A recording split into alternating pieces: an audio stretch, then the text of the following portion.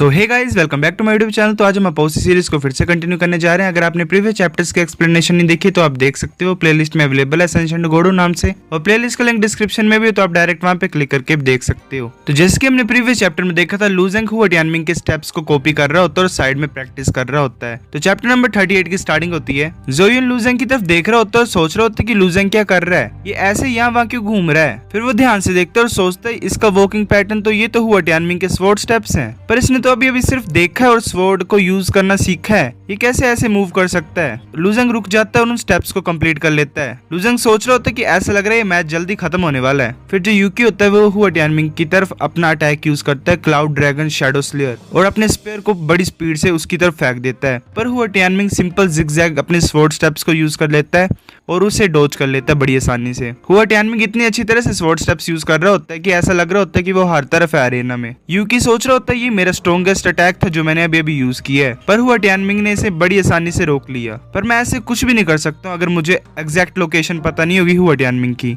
फिर हुआ टियानमिंग एकदम से यूकी के पीछे आके अपने हाथ को यूकी के पीछे रख देता है। वो बड़े ज्यादा स्टाइल से खड़ा होता है यूकी के सिंपल पीठ पे हाथ रख के। यूकी बोलता है मैं सरेंडर करता हूँ। लू जेंग सोच रहा होता है कि मुझे ये जो स्वॉर्ड स्टेप्स हैं ये एक्चुअल बैटल में यूज करने चाहिए। फिर रेफरी ये घोषित कर देता है कि टियान ये पीक का हुआ टियानमिंग जीतता है। तो डिसिपल्स बोल रहे होते हैं इसने तो अपनी स्वॉर्ड को भी यूज नहीं किया यूकी के खिलाफ। मैं तो ये सोच रहा हूँ कि हुआ टियानमिंग का ट्रम्प कार्ड क्या होगा, इसका सीक्रेट वेपन क्या होगा। तो कुछ डिसिपल्स बोल रहे होते हैं कि मुझे ऐसा लग रहा है हुआ टियानमिंग तो कोर डिसिपल्स के खिलाफ भी लड़ सकता है और जीत सकता है। तो जो डिसिपल्स होते हैं वो आपस में बात कर रहे होते हैं और बोल रहे होते हैं कि इनर डिसिपल्स इस बार तो काफी स्ट्रॉन्ग है। तो दूसरा डिसिपल बोलता है तुम्हें चिंता करने की कोई जरूरत नहीं है, ये सिर्फ हुआ टियानमिंग की जो स्ट्रॉन्ग है, पर वो कोर डिसिपल्स के सामने नहीं जीत सकता। तो फिर रेफरी अनाउंस करता है कि ड्रिजल पीक लू जेंग वर्सेस टियान न्यू पीक ज़ूगे जी। इंस्ट्रक्टर वैन बड़ा ज्यादा हैरान हो जाता है और बोलते हैं कि हम कितने ज्यादा अनलकी हैं। हुआ टियानमिंग का मैच भी पीक स्काई रेलम वर्सेस सेलेस्टियल रेलम था और वैसा अभी तक किसी ने भी अनएक्सपेक्टेड जो रिजल्ट है शो नहीं किया। तो ग्रैंडमा वो बोलती है कि ठीक है मैं देखना चाहती हूँ कि वो छोटा सा चूहा क्या कर सकता है सेलेस्टियल रेलम के सामने। फिर हमें ज़ूगे जी दिखाई देती है जो कि सेलेस्टियल रेलम में होती है और बोलती है कि लू जेंग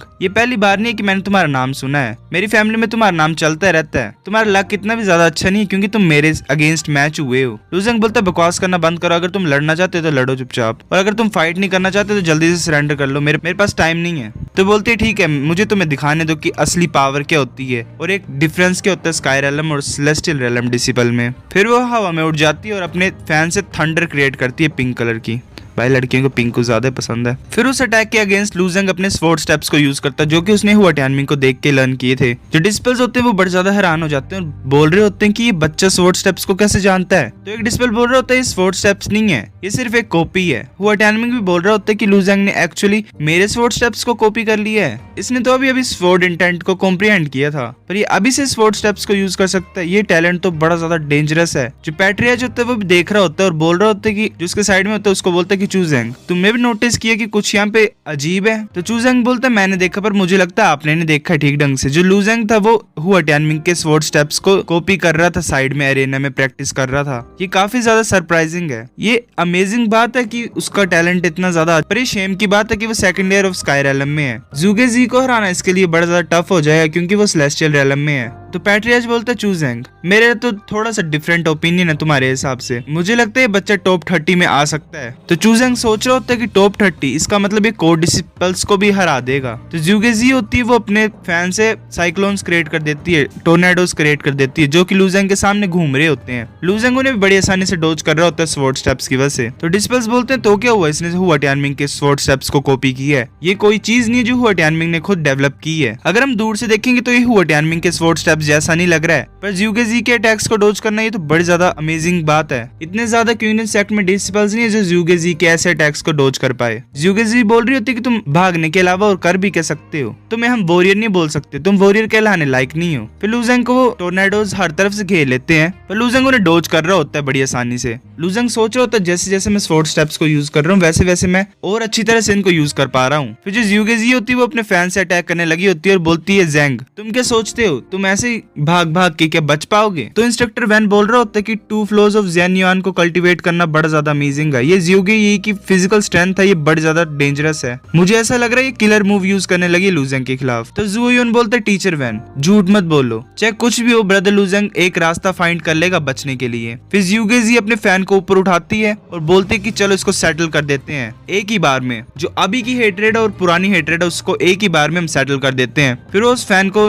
नीचे करती है। फिर वो अपने अटैक को यूज करती है ट्विन केओस साइक्लोन और एक बहुत बड़ा साइक्लोन आ जाता है। ज़्यूगे जी बोलती है जो केओस साइक्लोन है ये इतना ज्यादा डैमेज नहीं देता है, पर अगर तुम इसके अंदर फंसे रहोगे तो तुम कंटिन्यूसली डैमेज को सफर करोगे। चलो मैं देखती हूँ तुम इसको कैसे डोज कर पाते हो। फिर लूजेंग उसके अंदर कैद हो जाता है। उस साइक्लोन की पावर की वजह से लूजेंग के कपड़े फटने लग पड़ते हैं। ज़्यूगे जी बोलती है कि भागते रहो, मैं देखना चाहती हूँ तुम कब तक भाग सकते हो। लूजेंग सोच रहा होता है कि भागूं, मैं क्यों भागूं। फिर लूजेंग को एक रेड कलर का ओरा सराउंड कर लेता है और वो सोच रहा होता है कि मेरी बॉडी लाइट क्यों लग रही है मुझे अभी। फिर लूजेंग उड़ने लग पड़ता है। वो करंट के साथ मूव कर रहा होता है टोर्नेडो के। जो डिस्पल्स होते हैं वो बोल रहे होते हैं कि सिर्फ सेलेस्टियल एलम के जो डिस्पल्स होते हैं वही फ्लाई कर सकते हैं, ये कैसे पॉसिबल है, ये कैसे उड़ रहा है। तो एक डिस्पल बोल रहा होता है ये सही नहीं, ऐसा लग रहा है कि इसको हवा ऊपर की तरफ उड़ा रही है। तो दूसरा बोल रहा होता है कि इसको हवा ऊपर की तरफ उड़ा रही है, ये कैसे पॉसिबल है, ये पतंग थोड़ी है। तो ज़्यूगे जी सोच रही होती है कि मेरे स्पीड के ऊपर रिलाई कर रहा है, ये सेम डायरेक्शन में मूव कर रहा है सेम स्पीड से, वो भी विंड की तरह, इसकी वजह से वो उड़ पा रहा है मेरी विंड को यूज करके।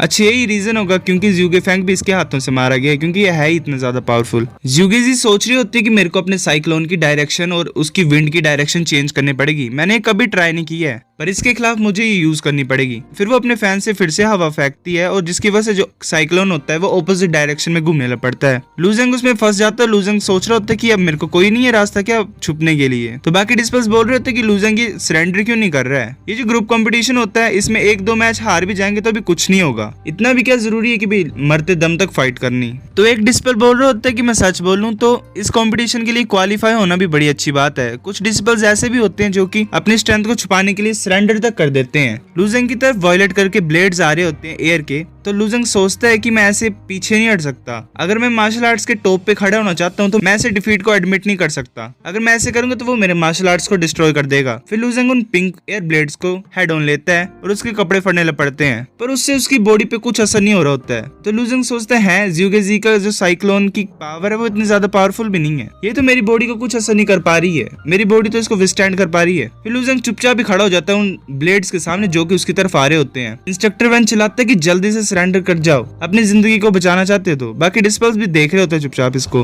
वो सारे ब्लेड्स लूजेंग से टकराते हैं और बहुत बड़ी एक्सप्लोजन होती है, पर लूजेंग को कुछ नहीं होता, पर उसके कपड़े फट गए होते हैं। फिर हमें लूजेंग की पूरी बॉडी दिखाई देती है। पैट्रियच भी उसके देख के हैरान हो जाता है, अपने हाथों को उस थ्रोन पे फोड़ता है। बाकी फीमेल डिस्पल्स के पैरों के नीचे से तो जमीन खिसक गई होती है, वो बड़ी ज्यादा शर्मारी होती है। भाई बॉडी बड़ी नाइस है इसकी, वैसे मेरे को बनानी पड़ेगी, पेट पड़ रहा है मेरे को। हाँ तो जो पहली वाली लड़की होती है वो बोल रही होती है कि जो लूजेंग के शरीर में छेद करना चाहती है, वो बोल रही होती है कि सीनियर ब्रदर पी ये तुम्हारी गोल्डन बेल्ट टेक्निक की तरह लग रही है। पर मुझे ऐसा लग रहा है कि लूजेंग की बॉडी जो है वो तुम्हारी गोल्डन बेल्ट टेक्निक से भी ज्यादा पावरफुल है। यहाँ पे जो चीजें हैं वो और ज्यादा इंटरेस्टिंग होती जा रही हैं। मैं पक्का ही इसके शरीर में छेद करना चाहती हूँ। भाई ये ठरकी है लड़की। तो पी बोलते कि उसकी बॉडी जो है वो बड़ी ज्यादा स्ट्रॉन्ग है। मुझे नहीं पता इसने कौन सा अननोन रिफाइनिंग मेथड को यूज किया है, क्योंकि इसकी बॉडी कुछ ज्यादा स्ट्रॉन्ग है। और मुझे ये डर है कि तुम इसके शरीर में छेद नहीं कर सकती हो, क्योंकि आगे बड़ा स्ट्रॉन्ग है इसकी बॉडी। तो वो लड़की बोलती मैंने इसके खिलाफ अभी तक फाइट नहीं की है, तुम कैसे बोल सकते हो कि मैं इससे फाइट नहीं कर सकती और इसमें छेद नहीं कर सकती। ये जो ज़्यूगे यी थी ये तो कचरा है, मैं तो इस लड़की को ऐसे डिस्ट्रॉय कर सकती हूँ पलक झपकते ही। तो फिर वो एयर ब्लेड्स होते हैं वॉयलेट करके वो उसी की तरफ आ रहे होते हैं ज़्यूगे जी की तरफ। ज़्यूगे जी बोल रही होती है तो बड़े ज्यादा गलत है, जो साइक्लोन है वो मेरी तरफ भी अटैक कर रहा है, मतलब उसका कोई कंट्रोल नहीं रहा होता साइक्लोन की तरफ। जो लूजेंग होता है वो हेड ऑन ले रहा होता है उन ब्लेड्स को, पर उसे कुछ नहीं हो रहा होता।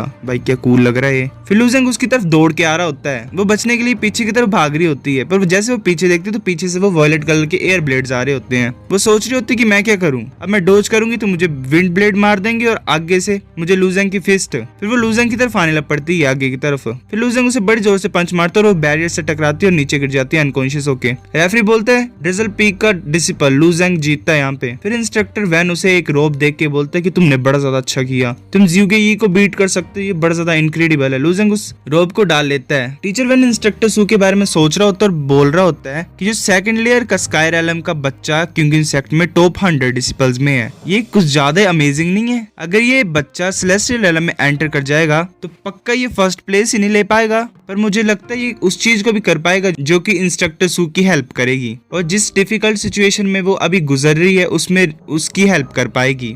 मुझे ऐसा लगता है नेक्स्ट ऑल पीक कंपटीशन में लूजेंग उस ऊंचाइयों तक पहुंच पाएगा। तो गाइस चैप्टर नंबर 38 इतना ही था। अगर आपको वीडियो पसंद आई तो लाइक करो, नहीं भी आई फिर भी लाइक करो, तो शेयर करो अपने दोस्तों के साथ, कमेंट करके बताओ अगर आपको वीडियो पसंद आई है कि नहीं, सब्सक्राइब करो। तब तक के लिए बाय बाय।